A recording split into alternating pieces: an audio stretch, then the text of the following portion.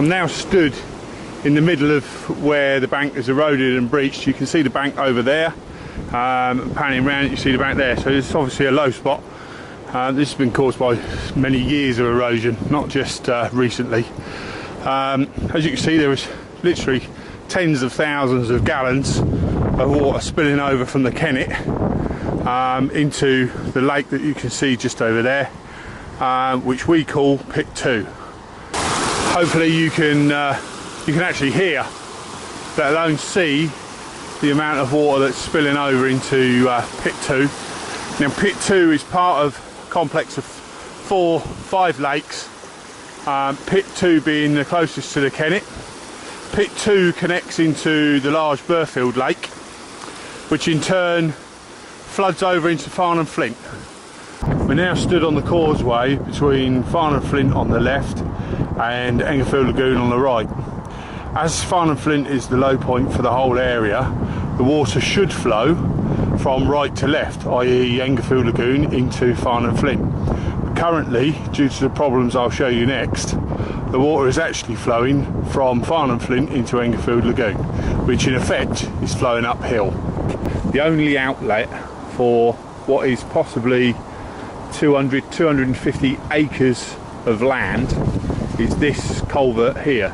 Now this culvert consists of 3 8-inch pipes. It was only ever designed 60 years ago to take the groundwater that these lakes are filled by. It wasn't intended to take the amount of water that's currently coming in from the river.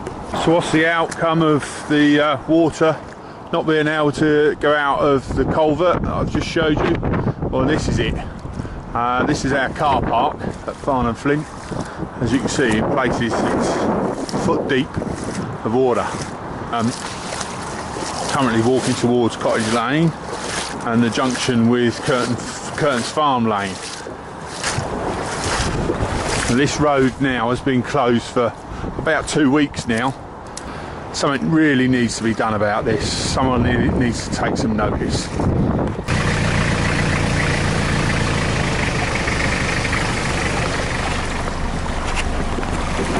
All this flooding could be avoided if someone would actually do something about the collapsed bank and eroded bank at the top end of these fisheries. Just thought I'd give you an update on the video that I done last week about the flooding over at Pingewood. This is the breach that I spoke about. As you can see, we've got a temporary repair, and the difference it's made is incredible. I mean, this swathe of land through here, you can see where the water's been cutting through. It's made a massive difference further downstream, despite the water's rising. Fire and Rescue had a meeting on Saturday night, which I attended, and I discussed the problems we've got up here. And then Sunday morning a further meeting was held, and the army were deployed, and in 2 hours 50-60 guys had this done. As you can see, we're back down at Cottage Lane now. Spot the difference. Despite the fact that the river's been rising for the last 48 hours, the levels down here have been falling. I think the proof's in the pudding. Saturday night I was called to a meeting by the Environment Agency up at the substation up there, because there were many people running around with their hands on their head, not knowing where to pump the water out. It was that bad.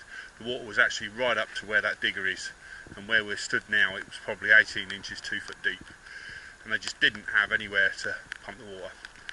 I used the opportunity to explain to them that about the breach, and if they drop the overall level round here, then they would have somewhere to pump it. Sunday morning they deployed the army, and the breach was fixed at a cost of about £4,000 to £5,000, I would assume. Wonder how much that lot's just cost up there. Ridiculous, absolutely ridiculous. All of this could have been avoided, as I said in the last video,